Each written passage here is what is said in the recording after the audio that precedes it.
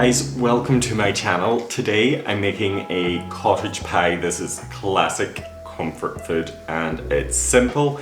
It's a great budget meal. It's one of those ones it's a really good idea to make a huge batch at a time because it freezes so well, and reheated leftovers are fantastic, just as good, if not better, than the original. Heat up a big pan. Add just a little drizzle of oil. Now, the only difference between a shepherd's pie and a cottage pie is the meat. If I were using here minced lamb, this would make it a shepherd's pie, but because I'm using minced beef, it is a cottage pie. I have 800 grams here, it's quite a bit. If you haven't got a really big pan like this, then maybe do this in 2 batches, because what we really want is to get a lot of colour on this mince.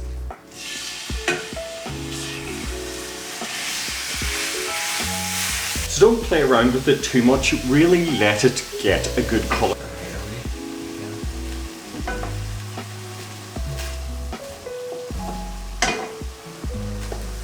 Okay, that's my mince brown, so I'm just going to use a slotted spoon now, and I'm going to transfer this to a dish just for a few moments. The reason I'm using a slotted spoon is I want to leave a little of that fat behind. Not that there's very much, because this is a good steak mince, so there really isn't all that much fat, but it's just enough for our vegetables.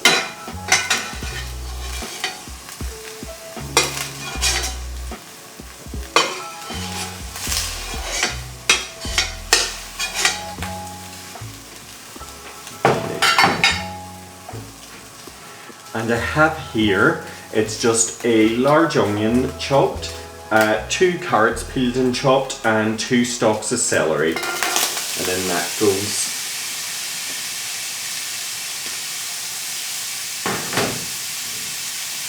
a little salt. Will just help the draw the moisture out of the onions and help them soften rather than colour.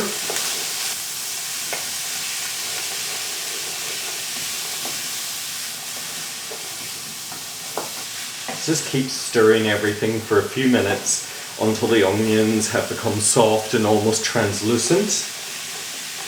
The smell of this already is making me salivate. Okay, the veggies are all softened, so the mince now can be returned to the pan.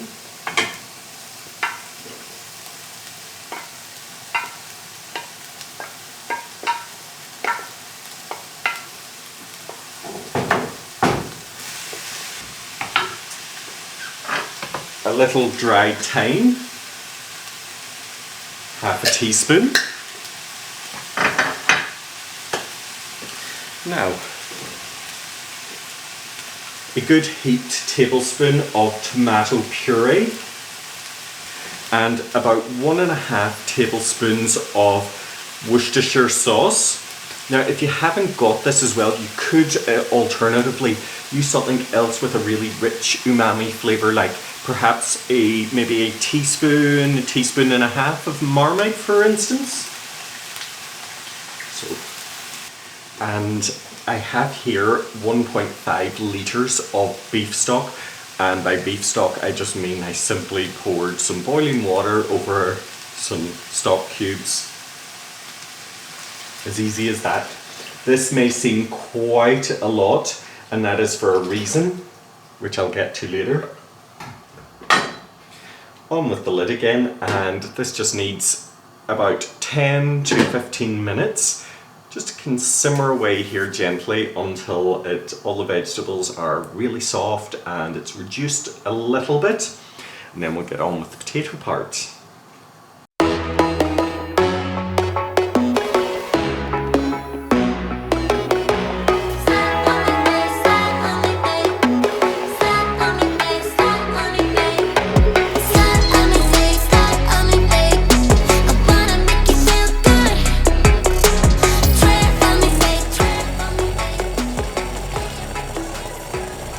I have here a slurry, which is simply 3 tablespoons of corn flour mixed with 3 tablespoons of water, and this is what's going to thicken our gravy and give us really a great consistency for the cottage pie, plus a nice gravy to have alongside as well.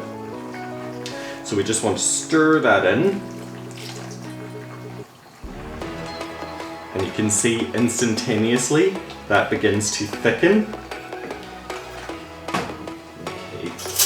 So at this point we just want to have a little taste, because it's really the last opportunity to adjust seasoning. It's a little salt. Okay. Off with the heat.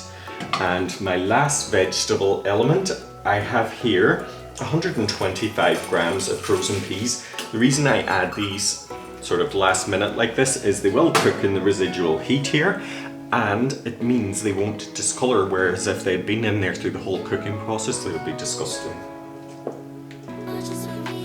So the easiest way to separate some of the gravy from the meat is again to use our slotted spoon and simply just add it to our oven dish.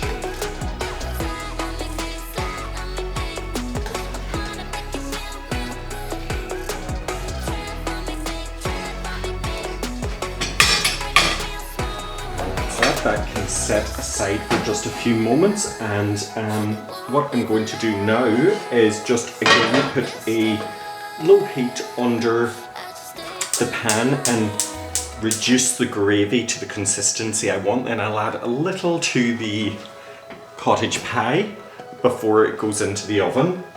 I have here 1.5 kg of peeled steamed potatoes. I prefer to steam potatoes because sometimes they can get a bit too wet and just ruins everything.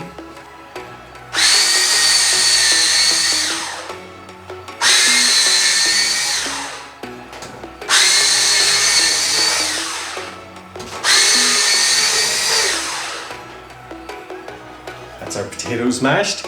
I have here some butter and milk I just warmed together in the microwave. So I'm just going to pour that in. Might not need it all, so give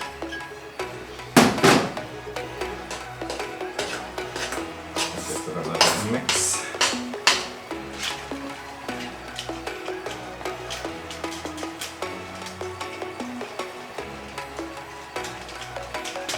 Season the potatoes with a little salt and white pepper.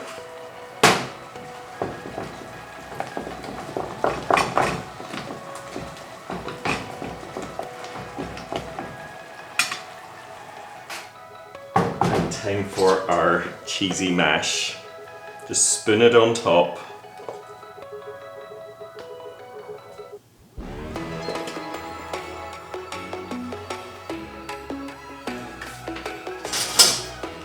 Just want to grab a fork here and spread that out. Want to really rough it up and create as many spiky, edgy parts as possible. These are the bits that will go really crispy in the oven, and the more of those the better.